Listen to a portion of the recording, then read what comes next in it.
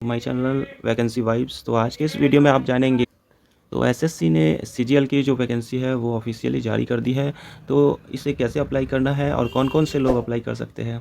इसके साथ ही साथ ओटीआर कैसे करेंगे, वन टाइम रजिस्ट्रेशन प्रोसेस जो होती है वो उसमें क्या-क्या कैसे अप्लाई करना है, कैसे ओटीआर करेंगे, सारी प्रोसेस के बारे में हम जानेंगे इस वीडियो में। तो अगर आप मेरे चैनल पे नए हैं तो ज़रूर सब्सक्राइब कर लें और साथ ही साथ बेल आइकन को भी प्रेस कर लें ताकि इस तरह की जो भी लेटेस्ट इन्फॉर्मेशन जॉब के रिगार्डिंग है वो आपके पास सबसे पहले पहुँच पाए। तो वीडियो में आगे हम बढ़ते हैं।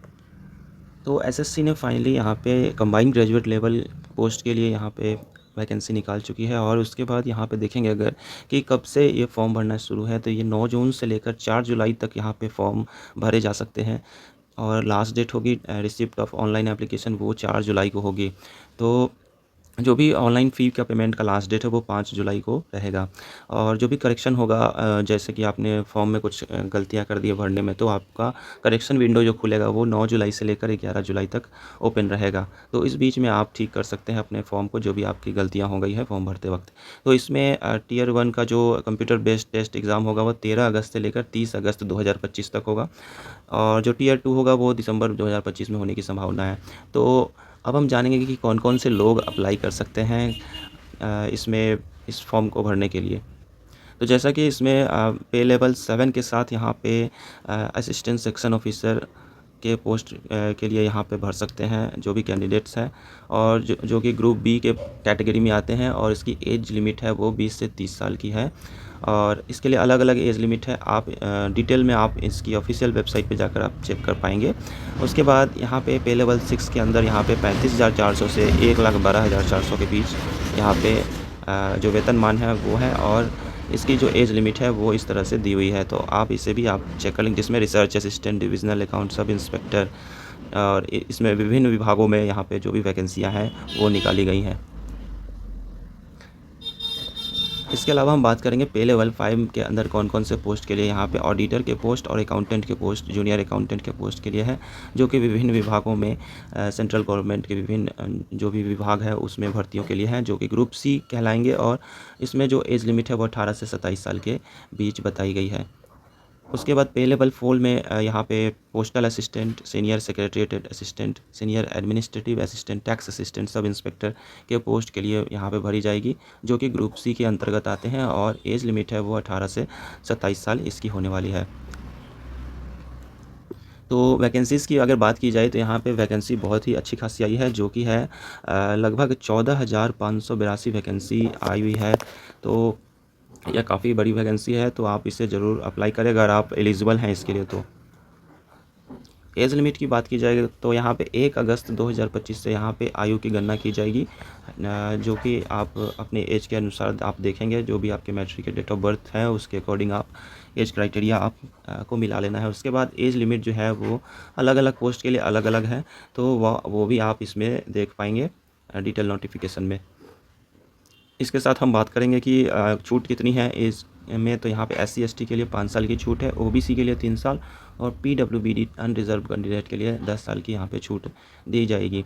PWBD OBC कैंडिडेट है उन्हें 13 साल और PWBD SC ST है तो 15 साल की छूट। एक्स सर्विसमैन को 3 साल 3 years after deduction of military service render from the actual age age on 1 August 2025। अब हम बात करेंगे एजुकेशनल क्वालिफ़िकेशन की। तो जूनियर स्टैटिस्टिकल ऑफिसर के लिए जो भी वैकेंसीज़ हैं तो उसके लिए आपको बैचलर डिग्री होनी चाहिए 60% मार्क्स के साथ मैथमेटिक्स एट 12th लेवल में होने चाहिए। तो बैचलर डिग्री होना चाहिए किसी भी सब्जेक्ट में और 60% मार्क्स होना चाहिए आपका 12th में जो मैथमेटिक्स लिया हुआ हो। तो या फिर bachelor degree in any subject with statistics as one of the subject at degree level. अगर आपने ग्रेजुएशन करते समय आपने स्टैटिस्टिक्स सब्जेक्ट लिया है तो वो होने चाहिए अगर आप जूनियर स्टैटिस्टिकल ऑफिसर के पोस्ट के लिए भर रहे हैं। तो स्टैटिस्टिकल इन्वेस्टिगेटर ग्रेड 2 के पोस्ट के लिए बैचलर डिग्री होना चाहिए किसी भी सब्जेक्ट में with statistics as one of the subject from recognised university और इंस्टीट्यूट। अप्लाई करने का क्या प्रोसेस है। तो इसमें सबसे पहले आपको एसएससी की जो ऑफिशियल वेबसाइट है ssc.gov.in इनकी ऑफिशियल वेबसाइट पे विज़िट करना होगा। उसके बाद आपको यहाँ पे OTR रजिस्ट्रेशन प्रोसेस आपको कंप्लीट करना होगा जिसमें आपको आपका आधार बेस्ड वेरिफिकेशन होगा, ऑथेंटिकेशन होगा और आपके जो भी आधार बेस्ड रजिस्टर्ड जो मोबाइल नंबर है उस पर OTP जाएगा तो वहाँ से आप OTR रजिस्ट्रेशन आप कर पाएंगे। इसके बाद फॉर्म भरने की जो प्रोसेस है वो पूरे करने होंगे। इसके रिगार्डिंग आप चाहते हैं डिटेल में कैसे फॉर्म को अप्लाई करना है स्टेप बाय स्टेप, तो आप हमें कमेंट करके ज़रूर बताएं। तो उस पे मैं एक वीडियो ला दूंगा जिसमें स्टेप बाय स्टेप प्रोसेस क्या होगा ओटीआर का या फिर फॉर्म फिलअप का, वो सभी आप उसमें जान पाएंगे।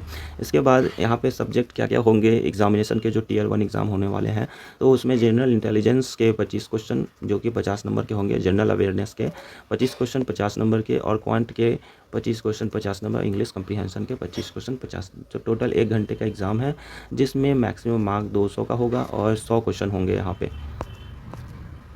उसके बाद अगर पेपर 2 यानी टियर 2 की बात की जाए यहाँ पे, तो इसमें आपको जो है वो इस तरह से जो भी दिए हुए हैं यहाँ पे, तो ये आपको देने पड़ेंगे। तो पेपर 2 में यहाँ पे स्टैटिस्टिक्स अगर है भर रहे इसके लिए, तो यहाँ पे 100 नंबर के यहाँ पे 100 क्वेश्चन यहाँ पे होंगे जो कि 2-2 नंबर के होंगे, यानी 200 मार्क्स के होंगे, जो 2 घंटे का यहाँ पे एग्ज़ाम होने वाला पेपर 2 का। तो इस तरह से ऑफिशियली नोटिफिकेशन जारी कर दी गई है और आप इसे डाउनलोड करके आप देख सकते हैं। और किस तरह से फॉर्म भरना है, अगर आप इसकी वीडियो आप चाहते हैं तो आप हमें कमेंट करके ज़रूर बताएं। तो मिलते हैं नेक्स्ट वीडियो में, तब तक के लिए keep watching my channel. Thank you.